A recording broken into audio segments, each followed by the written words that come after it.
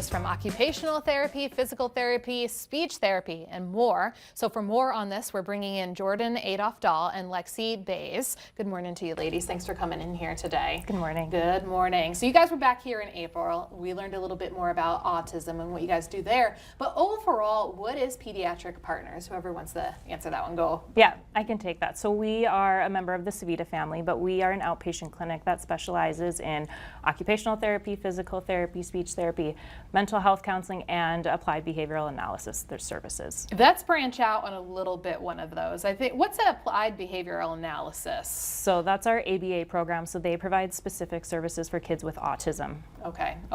Then occupational therapy, physical therapy, speech therapy. Elaborate a little bit more on those. I think a lot of us do know what that means, but maybe for those who don't. Yeah, so our occupational therapy services, we focus on kids with ADL concerns, fine motor concerns, social skills concerns, behavior, self-regulation, all of that. PT, we work on kids with like balance, coordination, gross motor concerns, and then Lexi can kind of talk about speech therapy. Yeah, so with speech, we focus a lot on like speech sound development if they're not saying their sounds correctly. And then the language is like receptive and expressive, so what you're able to say and then understand. We also can work with like pragmatic communication, like your social skills. And then feeding as well, like if a picky eater. And we also do like fluency, so if someone has like stuttering issues, we can focus on that. And so it sounds like pretty much all aspects of a kid's life. And pediatric too, I kind of just learned from you. I thought it was from newborn to 18, but it goes to 21. So all walks of a kid's life, you could pretty much help you. And can you do you have to start maybe when you're newborn at all, or can you come into the office when you're like 10, 15? Absolutely. Yeah. Okay. So what would be some of the signs that would indicate for the needs for some of your kids to indicate some of these services? Yeah, so kind of like we just talked about. So for OT, any of those kids that have concerns with fine motor skills, so if you know they have difficulty with writing or difficulty with cutting, or if you have some of those feeding concerns, or a really picky eater, social skills, they have trouble making friends, any of that. PT, same thing, they're always tripping, they're falling, or they're walking up on their toes, things like that. And then speech, I'll let Lexi kind of a big sign is like at 2 we should have 200 to 300 words in our vocabulary.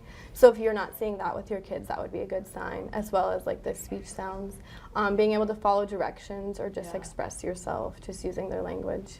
Would you compare your child to maybe, say they're in kindergarten, would you compare them to other kindergartners then at that point? How would you know maybe if some things are a little bit harder to distinguish, maybe with language? Yeah, that's definitely a good sign, is to look at their peers. Are they able to do the same things that they are and stuff? Especially if you're maybe an only child or the firstborn, a parent might not know. It's a good thing to bring in your kid anyway, just to see how the situation is.